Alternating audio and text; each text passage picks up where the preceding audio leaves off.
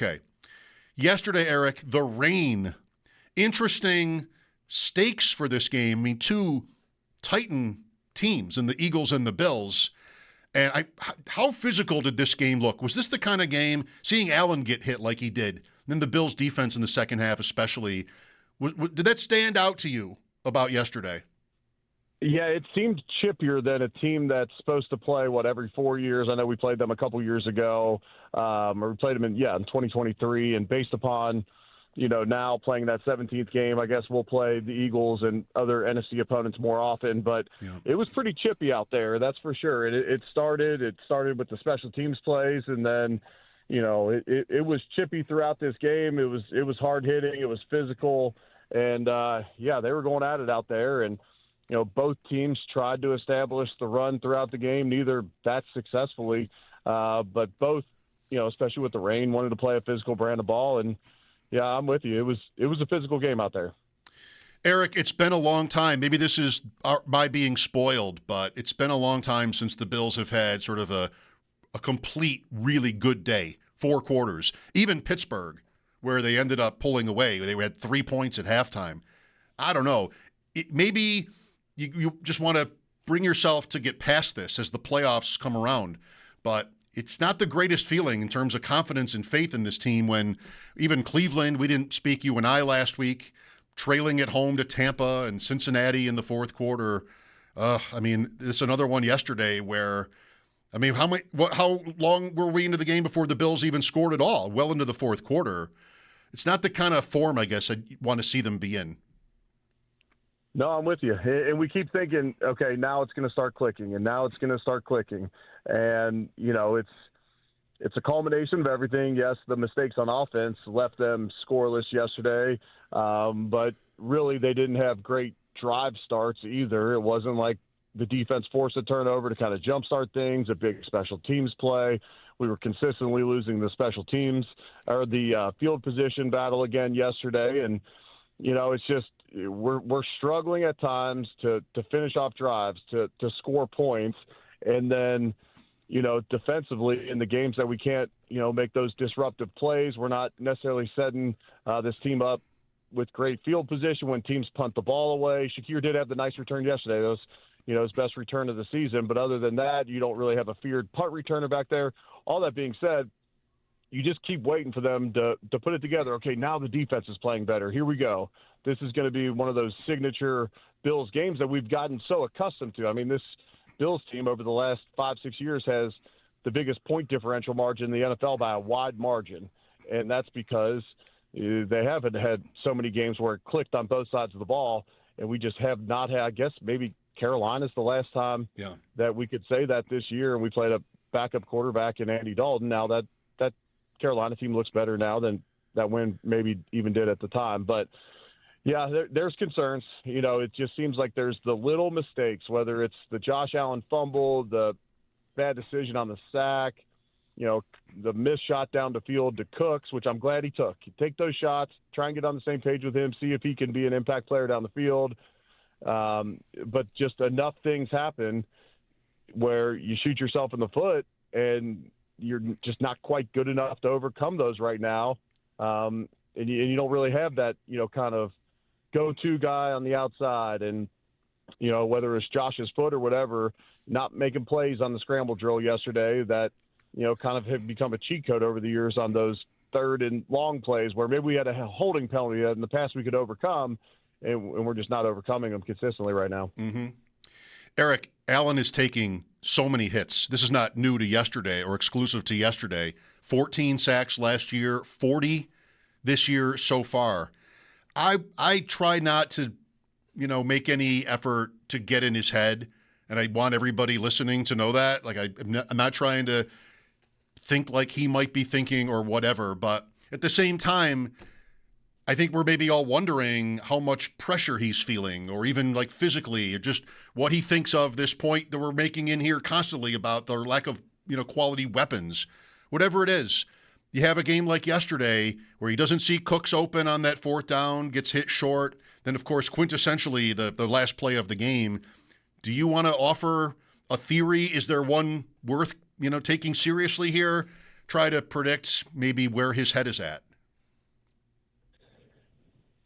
To me, I think he's embraced it this year, playing, the brand of ball they're going to play. They rush the ball 50% of the time. They run a lot of play action now, and that's kind of their recipe for success with the way this roster is built with the heavy personnel. And, the passing numbers go down. Our yards per play goes down dramatically without Dalton Kincaid on the field. Our points per game on the season goes down 7 points without Dalton Kincaid on the field. And it just goes to show you how this team's built, that a tight end can make that big of a difference. And he's missed enough games where it's not like, hey, he missed 2 games and, there's your anomaly. It's been consistent enough that you can look into those types of numbers. And so, to me, it seems like when it's time to turn it on and put the cape on, he's generally brought us back in those games at the end and done more with his legs. And we're trying not to rely on him doing as much until we need it. And maybe in the playoffs, it's let him loose. And here we go. It's Josh Allen time. But, I would say mentally he seems to be fine because we see him show up in these big moments, and we had a 4-game win streak and all that. But, I think at times you could see the frustration on his face that it's just not clicking like we assumed it would be at this time of the year. James Cook leads the league in rushing. That's pretty good. I'm thinking about that. It's very similar to last year, Eric, where you could play for a seeding in Week 18, but it wasn't the highest of stakes. Last year, we saw Allen come out after one play in New England. Cook gets back in the game for the touchdown he needed for a record. Would you play it similarly this week? And does the fact that it's the end of the stadium have any part in what your strategy would be? No, I mean, I'm obviously going out there to play to win, but I'm playing to win without Josh Allen, and I'm playing to win without James Cook and a number of other guys that I can get out. I mean, just based upon the number of guys you can have active on game day and the 53-man roster, you can only have so many guys fit for this one. You got practice squad elevations and whatnot, but, I'm taking out a number of key guys. I'm probably have Ryan Vandemark and Alec Anderson out there on the line, maybe even Van Pran Granger or whoever else. James Cook's out. Josh Allen's out. Defensively, Christian Benford. I don't know who else, defensively, maybe Bosa, whoever that may be on the back end of the defense, front end. But you're getting as many guys as you can out of this one, and then you go say, look, let's go out and win. If we lose, we're the 7 seed. If we win, you got the Chargers are a pretty big underdog at Denver. Houston's playing the Colts. They probably win, but you get that 6 seed, then you go to Jacksonville, and there's some that would say, hey, send us to the AFC North site, and, hopefully we can get the 5 seed. Yeah, that's great, but we need a couple things to happen in our favor for that to happen. So it looks like if we could take care of business against the Jets, I think we're like an 8.5 point favorite, which it's interesting. I looked today to see if there was going to be a spread on it because no one knows the strategy yet, and that's going to make a dramatic difference in the point spread. But all that being said, you're likely going to have to go to Jacksonville week 1 if it plays out the way the point spreads are sitting right now. And these are pretty significant point spreads that would say that we're likely headed to Jacksonville in week 1 of the playoffs. And you want to be as healthy as you possibly can and preserve as many guys as you can and get ready for that. And then you put guys out there. And yes, it's the final game at Highmark, and, you might not have all your guys out there, but it's still going to be a very ceremonial and special day for a stadium that, I mean, even personally, I just have so many memories in. I brought my family up to the game last weekend. It worked out better because Christmas break ends this upcoming Monday. So especially now that it's a 4:25 kick, it's either skip the first day after 2 weeks off of school or keep them up all night traveling home. And, that's not going to be a recipe for success. And I say all that it was very special. Even in the rain, we went down on the field and took a picture one last time in there as a family. And so it'll be a special day Sunday. It just might not be the product on the field that we saw from a competitiveness standpoint that we saw this past week against the Eagles. Mm-hmm. While you're on that point, this train of thought about the stadium, it really is an unfortunate way to have played out, because it's not the end of their season. If you miss the playoffs, even for a team like this, as shocked as we would have been overall, still, you have your party. right? I mean, that's win or lose. Your guys are playing, and like some of those drought seasons, Kyle Williams, I'm thinking of, like there's no two ways about it. Like you're celebrating the end of the era. Not here so much. I mean, you will. You can. But fans are going to be focused on the playoffs. Of course, the players, too. This point about resting guys as well. And not the shock, Eric, but the surprise of not having a home playoff game, at least probably, really does take some of the luster off it. I think it'll be an interesting day emotionally for fans because you're still thinking more about how the season is going to end and whether they can win. But you're not going to be able to have that all come to fruition when you're at the stadium with, for the last time. Yeah, I agree with that. It's unfortunate that it's played out like this. I'm with you 100% because, even if you get the 6th seed, then there's still a chance. There's still a chance that you get one more game. If you get the 5 seed, even a little bit better of a chance that you get one more game at Highmark. Just the chances of that are going to be pretty unlikely. So, yeah, I'm with you on that. I think the expectations, and certainly the expectations were different heading into the season, and then even through that first quarter of the season where we started 4-0. With Eric Wood here on the Wester Hotline, I'm Mike Schopp. It is Football Monday on WGR. I liked your point about checking the spread to see like if the line is up and what that might signify. I think because I do the same thing, I think if I were to expect Allen and the starters to play like full out as if they really wanted to win this game, top priority, the line would be double what it is. 7.5, 8 for the Jets at home. Look at what just happened to them against New England. I talked myself into the Jets yesterday, Eric. And I've done that many times, hardly ever successfully. But, all the stuff, the second game in a division series at home, short week for New England, kind of. I just saw, a quarterback trying to win a job, a coach maybe trying to save one. Thought I'd get at least a game that wasn't over by 1:30, I guess. But, I mean, how about that? Yeah, that was a blowout. There was not a whole lot of suspense there. And then now you have another backup quarterback traveling up to New England this week. And we've seen the Dolphins' numbers under Mike McDaniels when they play in the cold. But generally that's been Tua. So maybe it's different with Ewers playing at quarterback. But my confidence in winning the division with those two games coming down the pipe for New England was not very high. And Miami has been competitive, and they've played a lot better. But I just don't trust them going up to New England in that situation. Although, if you talk to Fitz this week, he might remind you of the time his Miami team did go there and beat Brady last week of the season when New England needed it and Miami took them. So I don't know if that means anything here, but it at least happened not that long ago. And that was when Brady didn't shake Fitz's hand after the game, and okay, Fitz is still pretty bitter about that. If you ever get him on here, mention it. I didn't see Allen shake hands yesterday. I mentioned that on the post game, and it was a quick runoff. And look, Josh Allen is all class, and he always has been. And I understand in that moment that you're not looking to go out and exchange pleasantries when there's none that are going to come out of your mouth. I've been in that situation, and you're ready to get back to the tunnel. And then, Josh has got to do his press conference and all that. I would time to go get in the cold tub, shower, do my media appearance in the locker room. Tougher situation when you got to go face the music at the podium, probably looking to go cool down a little bit. You could see it all over his face how upset he was after that throw. A few minutes left with Eric Wood.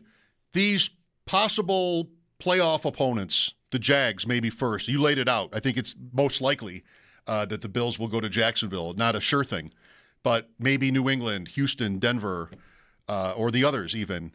How do they line up for you? Is one of these teams, maybe we start with the Jaguars here as the most likely opponent, like a good or a bad matchup? New England the Bills having played them twice is a thing to factor into any analysis there. The Bills have seen the AFC North teams and the Texans. I don't know. What should we be rooting for? I don't know, and it's hard to say because is Trevor Lawrence going to be able to show up in the playoffs like he's been showing up recently? He has improved that in the past. You got a bunch of young guys and then you got either Aaron Rodgers or a Scoop Huntley or a dinged up Lamar Jackson. It's going to be interesting to see how all this shakes out. I mean, I was debating this with Joe Marino on my Center on Buffalo podcast last week. You could talk yourself into, which matchup you think is worse for the Bills, but I mean, they're probably favored against all of them, which is interesting. And, because you got Josh Allen and the defense has been playing better, and you just assume this offense starts clicking, and you got James Cook. You have a good offensive line despite a, up and down performance yesterday against the Eagles. And so, Jacksonville probably maybe the most complete team of the three that we could go against, just based upon they're good on both sides of the ball, but maybe not as dominant of one side of the ball as a Houston, I'll say. Mm-hmm. You're thinking Jacksonville, New England, and Denver as the three teams? I mean, the AFC North is still possible, but is that how you're looking at it? Like those are the three likeliest opponents? Okay. Yeah, that's how I'm looking. And you go to Denver, you go to the elevation. They got a good pass rush. To me, they're a team that they're similar to the Chiefs last year, where they find a way to get it done. 11 one-score wins on the season, and they find a way to get it done, and they got a good defense. And then when you look, New England probably doesn't scare me the most of all of them, even though Drake May, of all those quarterbacks, is probably playing at the highest level. Mm-hmm. Did you see the Cody Ford play yesterday? I did, and, just saw all the social media posts comparing his stats to Josh Palmer's yesterday. And all that. I'm glad I missed that, I guess. But, yes, really? Yeah. One catch? One catch for 21 yards. Looked pretty athletic. I mean, yeah, good on him. Good on, I guess, Joe Burrow said he wanted to start having some fun in Cincinnati, and so Zach Taylor designs a play for a backup O-lineman. Yeah, who knew that was in the bag for Cody Ford? The former Bill lines up out to the right and catches a pass, makes a move. The poor DB, what do you even do with that? Just try to cut him down or something? I don't know. But Ford kind of runs around him up the sideline, like a tight end or somebody. So I didn't know he had that play, but kind of cool. I know we always used to joke as offensive linemen, like we dive on fumbles, we bat down passes that come to us, because as athletic as we think we are, as many times we've seen Dan Connolly run down on that kickoff return for the Patriots all the way down to the 5-yard line, we are sitting ducks out there, and we are not as athletic as we think, and we are going to get crushed running with the football. We are a big, fat, slow target for these defenders. So good on Cody Ford for making a little move out there. Eric, I'll let you go. By the way, 2 p.m. tomorrow, Louisiana Tech versus Coastal. As the bowl season creeps closer to the New Year's festivities. Wow, amazing. Who's even Coastal? Is that Coastal Carolina? Is Coastal? Coastal Carolina. They got a new head coach. His name's Ryan Beard. He used to be at the University of Louisville under the Petrino staff. So I will be following Coastal a little bit next year, because decent buddies with him. So, all right. But he just got there, so I don't know how much influence he'll have. But yeah, to your point about the college bowl games, it's getting harder and harder for me to find any interest in these games. And I was even looking at the playoff games, and I want to see Alabama versus Indiana. Like, is Indiana, they're the number one team in the dance. Like, okay, well, now you got the perennial power in Alabama. Like, I'm excited to see that one on New Year's Day. I like that too. I'd be rooting for them. Same with beating Ohio State in the Big Ten championship. Just like, all right, Indiana, really? And so here is a chance for you to prove you belong there. Very good.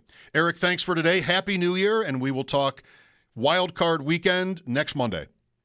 Sounds good. Happy New Year, brother. Thanks. Eric Wood on the West Her Hotline. The Bills do have their regular